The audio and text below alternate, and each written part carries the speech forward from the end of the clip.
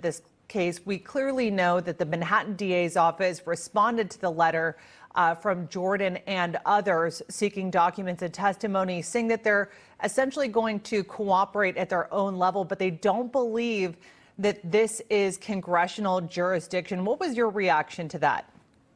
No, it is congressional jurisdiction. They don't believe they want to reveal anything that's, quite frankly, revealing, anything that's honest, true, or straightforward. So here we have a situation where for 5 years we've been going through this. For 5 years, even the Department of Justice has really not found anything there. For years, we're supposed to listen to a known liar and a known perjurer and actually believe that his testimony has real meaning when basically so much of it is made out of whole cloth that is quite frankly made up of lies.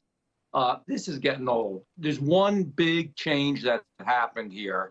And the big change that happened is President Trump said he was going to run for president again. So they decided, boy, we better do something. We're going to try to make them look bad, but they're looking bad. I think whether they move forward or not, they're going to look bad. I think American people are finally starting to get it and realize that this just isn't the real thing. I think they're starting to understand. I mean, Stormy Daniels has written over and over and just made a written statement in her own handwriting again saying that she didn't have any involvement with this and frankly doesn't want to have any more involvement with this. It's time to move on. And let me just say this one last thing.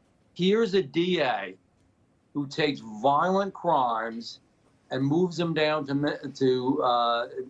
minor crimes. And at the same time, when you have a minor crime like this, tries to make a major crime out of it. So misdemeanors are made major crimes and major crimes are made misdemeanors. It just doesn't make any sense at all. He's a terrible DA. This thing is chock full of lies, and it's because President Trump's going to run for president. That's How the does bottom the line. Judiciary Committee plan to pull this apart? I know that the next step in all of this was Congressman Jordan sent a letter to two prosecutors who worked with Alvin Bragg, who apparently resigned over the disagreement about whether this case should be pursued in the first place. So what shape does this investigation now take?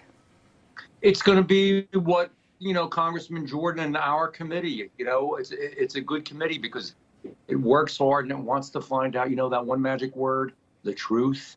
The truth shall set you free. Well, it really will here. So we need the documents. We need the truth. We need the testimony. And when you get right down to it, you'll find out that even in the DA's office, which is by and large quite liberal, quite Democrat, especially in New York, that they thought, this is a bit too much and we're going to look like jackasses. And by the way, they are. If they want to make Trump more popular, they ought to keep pursuing and going down this road because it is actually going to help them more than hurt them. People are tired. So the two prosecutors that Congressman Jordan wants to speak to, Mark Pomerantz and Kerry Dunn, as I mentioned, they worked with Bragg, but he specifically stated in that letter that last year you resigned from the office over Bragg's initial reluctance to move forward with charges, shaming Bragg in your resignation letter, which was subsequently leaked into bringing charges. So what is it? Has the committee received a response from either one of them?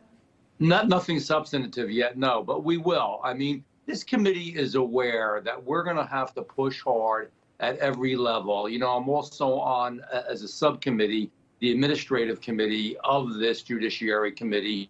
And it was the same thing when we were dealing with people from the Department of Justice. We said, we've asked over and over again, we want the actual documentation. This belongs to the people. This belongs to the committee. This belongs to be opened up so everybody can see what's really going on and what the real truth is. And again, not to be repetitive, people are tired of it. They want to hear the truth. And they want to move on. And you know what people really want? They don't want all this nonsense. They're tired of these fake,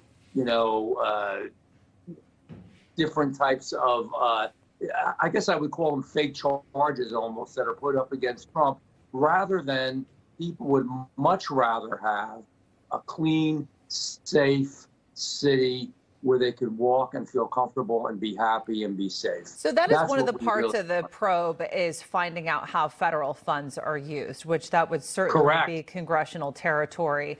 I wanted to get your take on the response that they're willing to sit down with committee staff to see what they can work together on. And they did actually, if I recall correctly, said that they were going to provide information on how their federal funds are being used, or perhaps more on their investigation.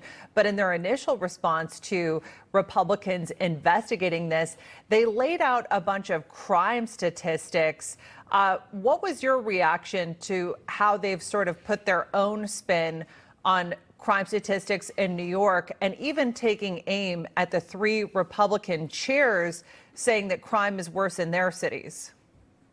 No, the bottom line, crime has gotten worse everywhere, and it isn't because of the 3 chairs.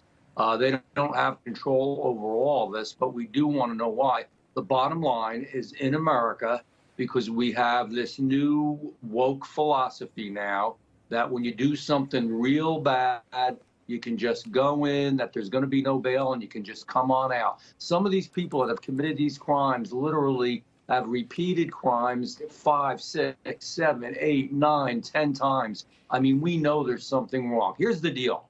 You commit a bad crime, you do something that's violent, you go to jail, for a long time, maybe you go to jail forever. That's the bottom line. We do that, I guarantee you we can straighten this all out in every city in our great United States of America. What we're now doing is purposely destroying the structure of our cities, and it's happening. You look everywhere. Congressman Jeff Van Drew, before we want to go, we want to take a moment to thank you for your support actually during our disagreement with DirecTV. Clearly, we got some amazing news this week that Newsmax will again be available on DirecTV. It is actually now. So we hope our DirecTV viewers, or people that get DirecTV, are watching Newsmax now, and we want to make sure that they know that you were a key part of that. So we appreciate you, Congressman. Well, thank you. I appreciate you, and you know what? I sincerely was so happy. And you know what, this goes to the fact that sometimes the good guys win. Amen to that. Congressman, have a great weekend. Thanks for being a part of You the program too. today. Having me on. Coming up, we take it back to the legal side of the potential indictment against former